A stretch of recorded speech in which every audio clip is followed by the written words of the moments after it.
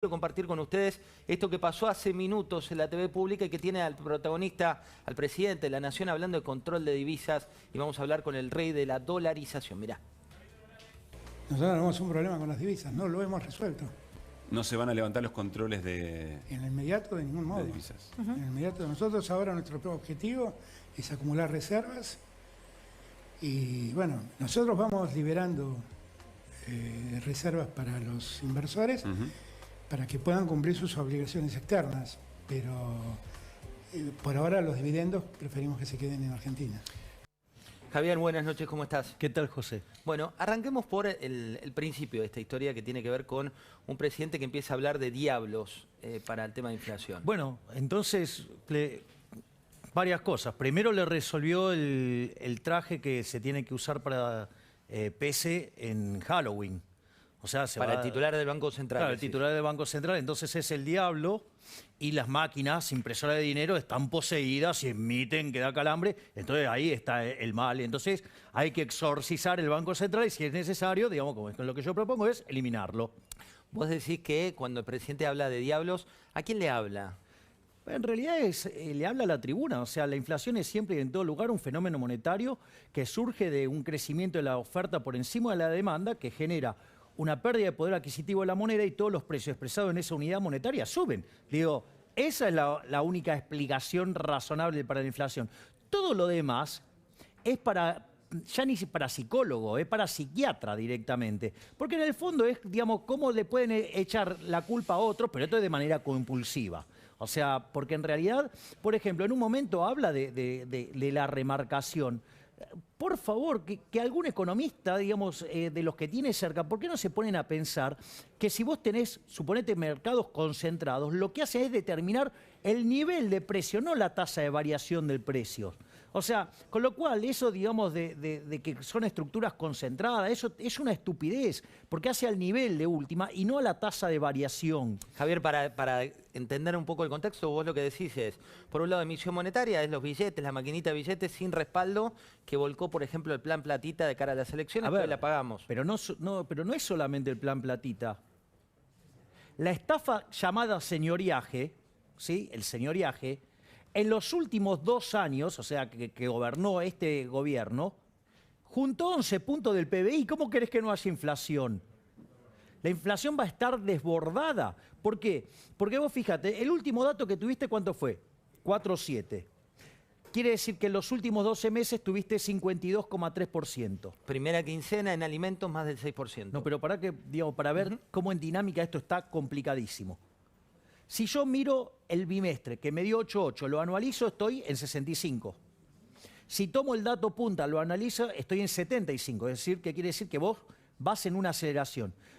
Cuando el proceso inflacionario, digamos, ese exceso de oferta de dinero se genera por una caída de la demanda de dinero, la dinámica dice que primero sube el tipo de cambio, después los transables, después los mayoristas, después el IPC y después los salarios, ¿no? Esa es la dinámica. Como vos tenés control de capitales, no lo estás viendo en el dólar más que en la brecha, 100% de brecha. Ahora vos fíjate esto, ¿pero qué quiere decir? Que los transables se adelantan. ¿Cuánto dio alimentos? 7,5. Sí. Eso anualizado es 130. Y si vos corregís por la brecha, quiere decir que la inflación reprimida en Argentina está en torno al 340%. 340%. Muchos que te miran leen lo que vos estás diciendo y por otro lado escuchan al presidente de la Nación hablando de esta cuestión de un sector, la inflación es autoinfligida. Bueno, porque justamente los políticos que están en el poder también son parte del pueblo argentino. Y claro, digamos, nada más que es infligida desde los políticos hacia la gente de bien. Pero sí es autoinfligida porque no la está generando un extraterrestre ni un extranjero. Digamos, o sea, el que tiene un déficit fiscal desbocado es este gobierno, el que emite como un marrano de PC, así que Dios, son todos, digamos, o sea, esos los que generan el dolor. Quiero mostrarte a Máximo Kirchner, Máximo Kirchner que salió a la cancha y empezó a hablar concretamente de lo que pasa con la gente si está adentro, si está afuera. Recordemos, Máximo Kirchner, una de las espadas del Congreso Nacional y por otro lado, la vicepresidenta, ni más ni menos que Cristina Fernández Kirchner. Veámoslo. Y lo que tenemos que entender de acá en más es que cuando la gente está presente en un gobierno, cuando la gente es parte de un gobierno, cuando lo banca, cuando hace lo que tiene que hacer, lo malo es menos malo y lo bueno es más bueno. Es con la gente adentro, siempre, siempre, compañero. Siempre. Estás muy emocionado, Máximo. Sí. ¿Qué pasa? 13 kilómetros caminando. Es eso. Vamos a agitar un poquito. Vamos a ir. Agitemos Agita acá un con los poquito. compañeros, Máximo. Esto es todo tuyo. Néstor, y no era mío. Es con la gente adentro. ¿Algún gobierno busca que la gente quede afuera? Ninguno, ninguno. Es más, el modelo que ellos proponen deja mucha gente afuera porque tenemos 45% de pobres, porque tenemos 11% de indigentes, porque en el país que produce alimentos para 400 millones de seres humanos y con una presión en el campo por encima del 60%, el Estado se queda con el alimento de 240 millones de seres humanos y hay 5 millones de argentinos que no le alcanza para morfar. Los que dejan afuera a la gente justamente son los políticos, en especial los políticos populistas. O sea, justamente lo que propone él. Es decir, no existe eso, digamos, o sea, nadie hace un modelo contra la gente. Si eso es una falacia, eso es una frase hecha para que la gente se fascine, ¿sí? Y abogar por la envidia, el odio, el resentimiento, el trato desigual frente a la ley, ¿sí? Que no es ni más ni menos que esa aberración llamada justicia social. Javier, hablando de proyectos, ¿no? Y de iniciativas, en estos días vimos, sobre todo hoy fuiste tendencia en redes sociales y demás por esa imagen, ¿te acordás la de Cavallo de $1 un peso? Pero en este caso era un Milei $1. Y tiene que ver con el proyecto que está vinculado con la dolarización. ¿Qué tan viable es dolarizar la economía argentina? A ver, técnicamente es viable. O sea, y la realidad del problema no es que no se pueda hacer técnicamente, el problema es la casta política. Porque son los que se beneficiaron, por ejemplo, en los últimos 2 años, 11 puntos del PBI con señoriaje. ¿A qué llama señoriaje? La emisión de dinero para financiar el déficit, por ejemplo. Okay. Entonces, ¿qué es lo que estoy proponiendo yo? Porque muchos, no sé si por ignorantes o deshonestidad intelectual, fueron sobre el tema de la dolarización sin ver todos los pasos antes de los que yo hablo. Primero, que está enmarcado en un conjunto de reformas estructurales. Yo hablo de reforma de primera generación, segunda generación, tercera generación. En la primera generación hablo de la reforma del Estado para bajar el gasto público, para bajar los impuestos, ¿sí? Flexibilizar el mercado laboral hacia adelante, ¿sí? Y abrir la economía. Y mientras que todo eso ocurre, abajo ocurre la reforma monetaria financiera. La primera etapa, ¿cuál es? A ver, ¿por qué existe el Banco Central en serio? ¿No? Digamos, o sea, la explicación que quieren usar los economistas chorros socios de los políticos delincuentes. Básicamente para cumplir la función de prestamista de última instancia. ¿Por qué? Porque vos tenés lo que se llama un sistema de encaje fraccionario. Cuando vos vas y haces un depósito, ¿qué hace el banco? Guarda 20 y presta 80. Sí, es el encaje. Y eso vuelve a la calle, después, o sea, la plata que vuelve al banco, viene en 80, guarda 16 y así sucesivamente. Y se genera algo que se llama multiplicador monetario. Es decir, los bancos toman plata a corto y la prestan a largo. Es un intermediador de plazo. Entonces, si a alguien se le ocurre ir contra el banco y pedirle mucha plata, el banco no la tiene. Entonces, ¿qué hace? Le pide plata al Banco Central, esa operación se llama redescuento, devuelve la plata y cuando recupera el crédito, le paga al Banco Central. Ahora, entonces el Banco Central solamente existe a los fines de ser prestamista de última instancia. Ahora, ¿qué es lo que yo propongo? Yo lo que propongo es ir a una banca que se llama Banca Simon, que tiene 100% de encaje. Es decir, vos cuando haces un depósito a la vista tienes 100% de encaje. Y es como si fuera una caja fuerte. Entonces, ¿qué es lo que pasa? Vos te querés sacar el dinero mañana, lo puedes hacer. Vas a pagar un fee, si querés abrazás con los billetes, te sacás fotos, haz lo que quieras. Y siempre la plata está. Y si vos te gusta ganar interés, viste que hay un dicho que dice, si te gusta el durazno, bancate la pelusa. Bueno, esto es igual. Vos querés interés, vas a tener que ir a la banca de inversión. ¿Cuál es el tema? Que si vos invertís en un fondo que pierde o quiebra, perdés vos, perdés el fondo, pero no pierde el resto de la sociedad. No se socializa la pérdida. En ese contexto, vos creaste un sistema anticorrida. Se llama Banca Simon. A partir que vos tenés esa situación, podés ir, y la segunda reforma es, en este plano, es eliminar la superintendencia de entidades financieras, es decir, los desregulás, o sea, banca libre. Pero a ver, Javier, vos nos estás explicando toda la parte técnica y mucha gente que te mira dice, ¿me va a mejorar la vida o no? Pero definitivamente. Pero déjame que explique cómo sigue el proceso. Entonces vos te lanzás a una competencia de monedas. Entonces, Vos ahí podés elegir la moneda que quieras. Podés elegir el oro, o sea, podés elegir el dólar, el euro, el franco suizo, el yen, la libra, lo que a vos se te ocurra. El oro, si querés. Ahora, la realidad es esto. ¿Cuánto cuesta el blue? Y ahora 200. Ok, decime cuánto cuesta la onza de oro. No, ¿Sabes qué vas a dolarizar? O sea, esa es la realidad. Ahora, entonces, una vez que vos haces eso, vas al balance del Banco Central, todo lo que tiene que ver con la LELIX y todos esos pasivos monetarios remunerados, en realidad esa debería haber sido deuda pública y eso tiene que ser canjeado por deuda pública. Y el activo del Banco Central, que digamos los dólares que haya, digamos, y por ejemplo los títulos públicos que tenés, vos tenés que todo eso usarlo para rescatar la base monetaria. Y ahí, digamos, automáticamente no necesitas más el Banco Central. Entonces la economía, digamos, va a quedar operando en la moneda que le guste a la gente, seguramente va a ser el dólar.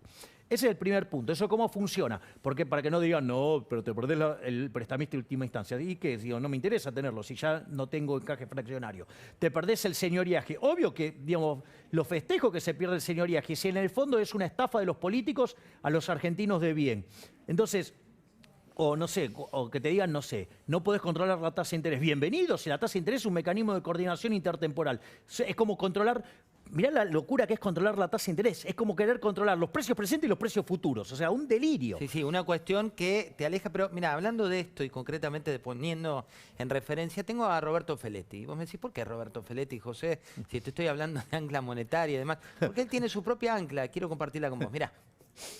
Esta secretaría inscribe sus políticas de canasta en una macro y la macro puede habilitar algunas tensiones. Ahora, el dólar está bajando, se cerró el acuerdo con el fondo. ¿Y qué es esto en 3 días? Si no es un ataque especulativo infundado. Digo, no tolerable, porque es contra los argentinos y argentinas. Por eso hablo de la especulación. La especulación de los que quieren comprarse, no sé, más departamentos en Miami, más 4x4 y salen a la ruta a exhibir el lujo que tienen porque quieren convalidar una suba del 50% en dólares en sus stocks por solo efecto riqueza, Yo dije la otra vez, si vamos así, la mesa de enlace va a decidir qué comemos y qué no comemos. Roberto Feletti, ¿qué es hoy a la política económica argentina? Directamente es parte de esta enfermedad que nos mata. ¿Por qué? Fíjate las barbaridades que dice, en tan poquito tiempo la cantidad de aberraciones que dice. Dice, los especuladores. Yo te hago una pregunta. Te ofrecen 2 trabajos idénticamente iguales. En uno te pagan más que el otro. ¿Cuál elegís? Que pagan más. Obvio. Ok, ahora vas al supermercado. Tenés 2 productos idénticamente iguales y la única diferencia es el precio. ¿Comprás el más barato o el más El caro? que vale menos. Ah, o sea, sos un especulador porque estás comprando barato y vendés caro. ¡Ay, qué malo que sos! No, es parte de la vida humana. Vos sabés que cuando salís a la calle, si vos creyeras que te va a pisar un auto y te mata, no salís, te quedás en tu casa. Y esa probabilidad existe y sin embargo estás especulando. O sea, lo primero es que no entiende lo que es el concepto de especulación. Primer punto. Segundo punto. Vos fijate que su discurso tiene incluida la envidia, el odio, el resentimiento, porque en el fondo, ¿sí?, está atacando a un grupo porque de repente se compró un determinado bien. ¿Y por qué digo, si yo me gano el dinero honestamente, por qué no me puedo comprar una 4x4, un yate, digamos, o un Lamborghini? Digo, ¿por qué no puedo crecer con mi plata? Exactamente, ¿por qué no puedo disponer de mi dinero? O sea, esa es otra de las barbaridades que dice. Después demuestra ser un absoluto ignorante en teoría del valor, porque él cree que los precios se determinan por los costos. O sea, vos sabés que si los precios se determinaran por los costos no habría quiebras. Es una estupidez. Eso ya, digamos, el que resolvió este problema fue Karl Menger en el año 1871 en un libro que se llama Principios de Economía Política. Son los precios los que determinan los costos y no los costos los que determinan los precios. Porque si vos tenés un determinado ingreso, vos vas a poder pagar en función de ese ingreso. No que, digamos, sacaste todos los costos, vas y pones el precio y la gente te lo valida. No, eso no existe. Es una burrada. Entonces, digamos, ¿qué querés que haga este hombre? Lo único que puede hacer es daño. Es decir, y los que él dice que va a defender son a los que termina matando. O sea, gracias a la especulación es que la sociedad, digamos, logró sobrevivir. Porque, por ejemplo, suponete que vos tenés que comprar, no sé, trigo para hacer pan. ¿A vos qué te gustaría? ¿Que ese precio esté siempre estable para que vos puedas hacer tus cálculos, si comprás, vendés, lo que fuera? Ahora, digamos, la producción de trigo no es pareja todo el tiempo. O sea, en algunas etapas del año sube, en otras etapas baja. Sí, varía de acuerdo al contexto y la realidad. Bueno, ¿qué es el especulador? Entonces, el especulador es el que va a comprar cuando está barato y va a vender cuando esté caro. ¿Y cuál es el efecto que va a hacer? Va a lograr nivelar. Es un benefactor social, digo, el tipo, digamos, o sea, que hizo esa especulación. Entonces, contribuye a la estabilidad de los precios, o sea, ayuda a que la gente pueda tomar de mejores decisiones. Por lo tanto, digamos, este hombre todo lo que dice está mal. Entonces, ¿cómo crees que puede terminar esto? Mal. Es más, y te voy a decir algo, porque a este hombre le gustan los controles de precio. Hay un libro que se llama 4000 años de controles de precio y salario, el subtítulo es ¿Cómo no combatir la inflación? Hay evidencia que desde el año 2800 a.C. esa metodología no funcionó nunca. ¿Y querés saber un país que tampoco nunca funcionó? Argentina, porque Argentina desde la mitad del siglo XX para adelante, hasta ahora, siempre tuvo control de precios, salvo en la convertibilidad. ¿Cuál fue la única época que no tuvimos convertibilidad? Que no tuvimos inflación. La convertibilidad. La convertibilidad. ¿Sabes por qué? Porque tenías el dinero, la oferta de dinero se ajustaba a la cantidad de dinero que quería tener la gente. Entonces, pasado el reacomodamiento de precios relativos que venía de las distorsiones generadas por la hiper de Alfonsín y por la hiper de Menem al inicio de su mandato, en un año y medio, o sea, en 1993, la convertibilidad empezó en abril del 91, vos tenías la inflación más baja del mundo. Listo. Ahí se estacionó. Javier, un placer. El Camino del Libertario, el nuevo libro que tenés. ¿Esto qué es? ¿Ya campaña? No, estaba pensado de antes. Estaba pensado de Suena antes. el camino. Después me abre los ojos detrás de escena varios que están